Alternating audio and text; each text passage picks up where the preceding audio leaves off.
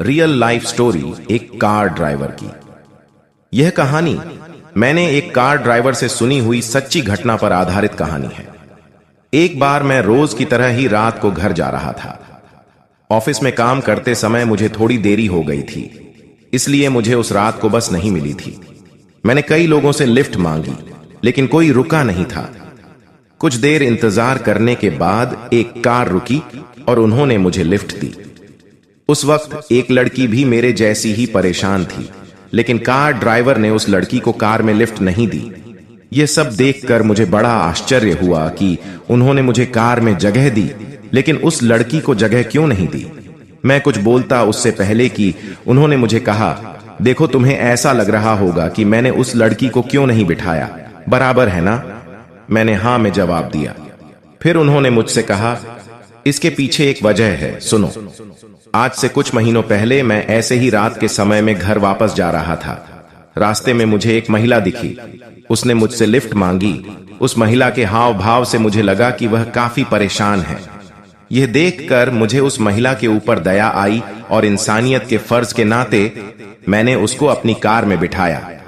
उस महिला को जहां पर जाना था मैंने उनको वहां पर पहुंचाया।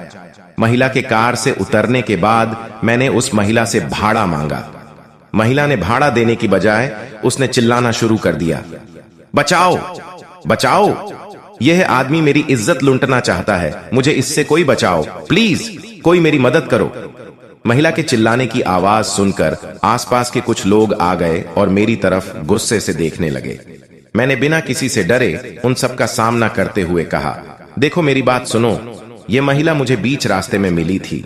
उन्होंने मुझसे यहां तक आने के लिए लिफ्ट मांगी थी। मैंने उनको लिफ्ट दी और भाड़े के पैसे मांगे तो इन्होंने चिल्लाना शुरू कर दिया। मेरा यकीन करो, मैंने इस महिला के साथ कोई दुष्कर्म नहीं किया है। आपको यकीन नहीं आता है तो मैं मेरे भाई का नंबर देता हूं, मेरे एरिया के कुछ लोगों का नंबर देता हूं, उनसे आप पूछ लीजिएगा। आपको पता चल जाएगा कि मैं कैसा इंसान हूं। मैं महिलाओं की बहुत इज्जत और सम्मान करता हूं, और ऐसे दुष्कर्म करना तो क्या, मैं ऐसा करने के बारे में सोच भी नहीं सकता। अगर आपको फिर भी यकीन नहीं होता तो कोई बात नहीं, आप पुलिस बुलाकर मुझे गिरफ्तार करवा सकते हो। मेरा खुदा जानता है ना कि मैं सच्चा हूं, बस मुझे किसी का डर नहीं है। ये सब बातें सुनकर वह महिला घबरा गई और उसने कहा कि भाई मुझे माफ कर दो, मेरी गलती हो गई, मेरे पास पैसे नहीं थे, इसलिए मैंने यह नाटक आपके साथ रचा। बहन जी, अगर आपके पास पैसे नहीं थे तो आपको यह बात मुझे पहले बता देनी चाहिए थी। मैं आपसे पैसे नहीं लेता। एक दूसरे की मदद करना तो हम इंसान का फर्ज है। मैं आपसे पैसे नहीं लेता, लेकिन यह झूठ बोलकर आपने अच्छा नहीं किया। आपकी वजह से भविष्य की कई जरूरतमंद महिलाओं को लिफ्ट देते वक्त कई ड्राइवर 100 बार सोचेंगे, और किसी महिला को अगर सचमुच जरूरत होगी ना तो भी उसको मंजिल तक पहुंचा नहीं पाएंगे, कार ड्राइवर ने कहा। दोस्तों, यह कहानी सच्ची घटना पर आधारित है। यह कहानी ऐसी ही घटना एक कार ड्राइवर के साथ घटी थी। उसने मुझे खुद ही यह कहानी सुनाई थी जब मैं उनकी कार में बैठकर घर जा रहा था।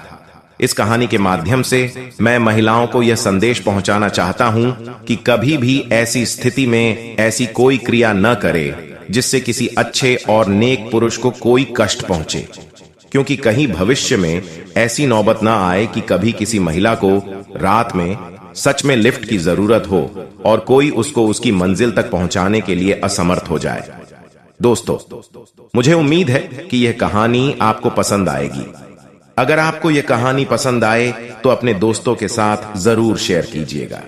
धन्यवाद।